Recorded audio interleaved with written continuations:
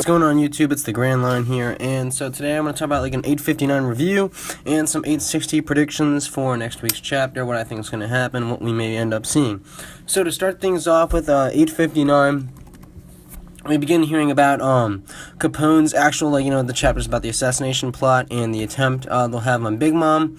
With her, sorry for the snarling, I'm actually sick. Anyway, so about that assassination attempt and whatnot. So, Big Mom, they're talking about how she has to be weak enough because she's, like they said, like an iron balloon, so damaging her is going to be, like, a pain in the ass initially. And so it's talking about getting that opening, then to do so, which I think is interesting, but at the same time, Nero, I think, brings up a good point about the commander. So, like, how they're going to get that exact opening to then shoot Big Mom with this seems very, very, in my opinion at least, risky for it to happen.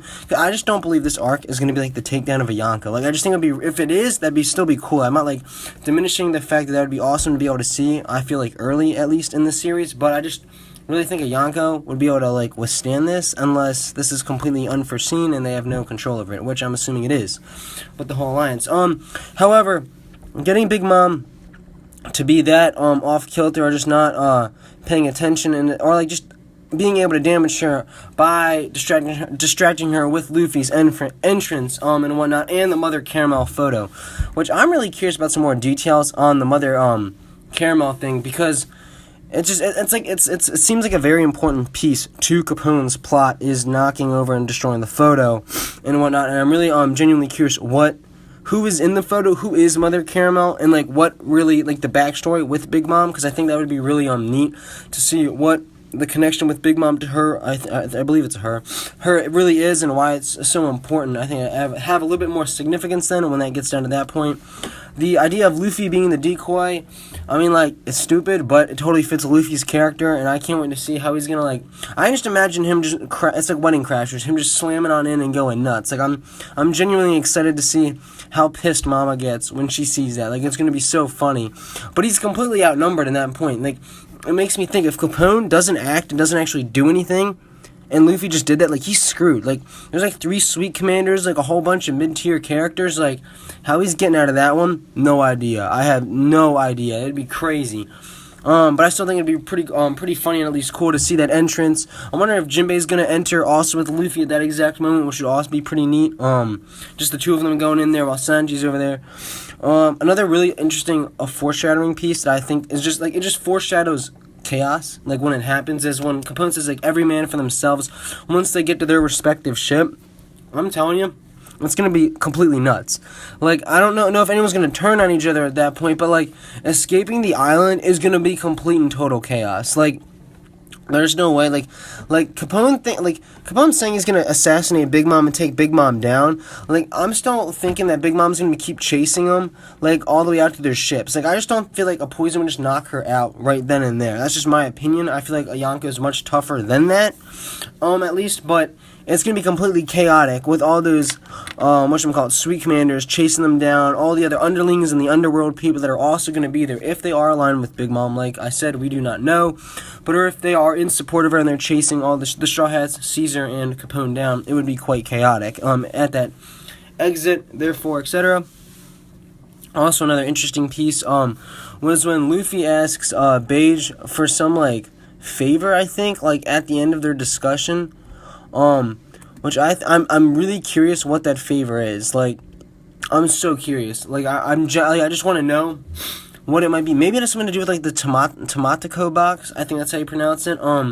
With her. Actually, I don't know if anyone knows about that, though, but the fishman. Yeah, I'm sorry, I'm wrong. So, unless Jinbei knows. Maybe Jinbei, knows about this and, was doing something, or told Luffy at least, and then maybe they have some plan to somehow incorporate that to, like, blow up the wedding cake or something.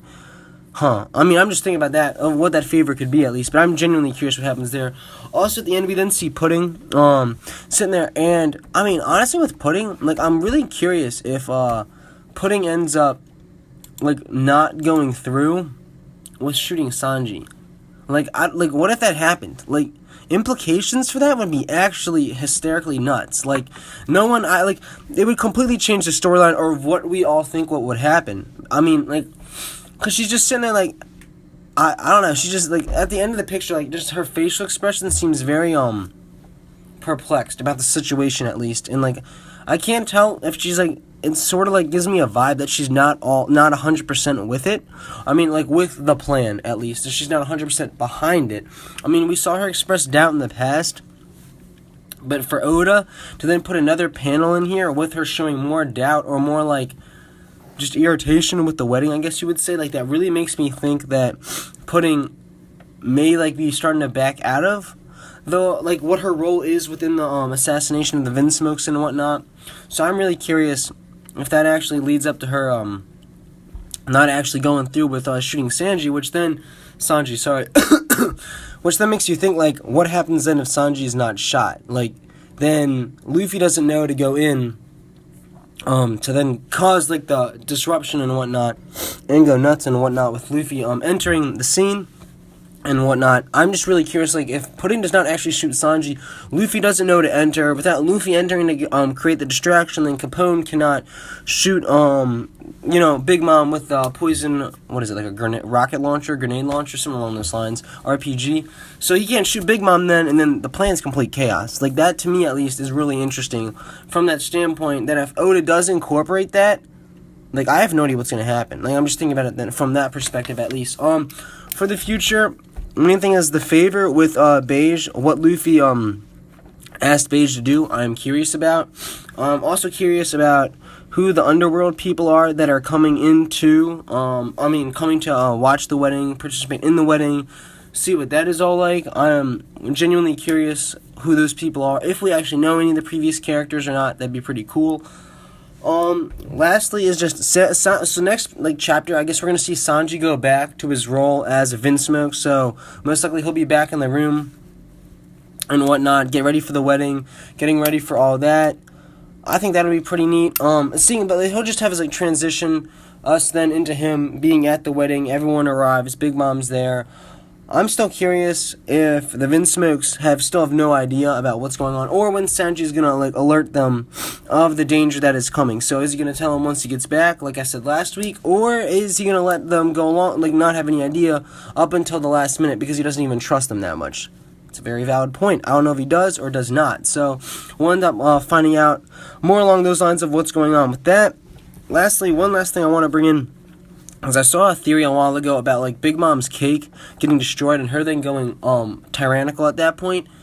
Now, I'm just curious, like, if the Tamako box, just for instance here, goes off, blows up the wedding cake, Mama's gonna have that huge, like, insane, just, like, where she just goes nuts and attacks everybody on one of those runs, I guess you would say, like, just goes nuts. At that point, like, where does Capone's plan, like, exactly work? Like, does he then shoot Mom then? Like, I have no idea. Like, to me, like, I love this alliance because it's such a cool dynamic, but I feel like there's just so many ways that this assassination attempt could go wrong, in my opinion, which is why I'm sort of, like, on the boat that, like, I don't feel like a Yonko is gonna fall right now. However, it's possible. I'm not denying that if it does happen, it happens, but I just feel like there are, like, some slight foreshadowing that, like, it could end up not going through, which would be really interesting how they somehow survive and get out of there, because if you have all of Big Mom's crew chasing you down, I have no idea, with only, like, half the Straw Hat crew. I mean, I don't even think the whole Straw Hat crew could take on Big Mom at this exact point. Like, that's, like, 10 people compared to, like, a couple, like, thousand. I mean, like, 1,000 or so. It's a lot. So, I don't know. It'd be really interesting to think about that at least and see what then happens. Alright, that's all for me, guys. It's the Grand Line. Comment, like, subscribe. Let me know what you think in the comments below. Thanks. See you later.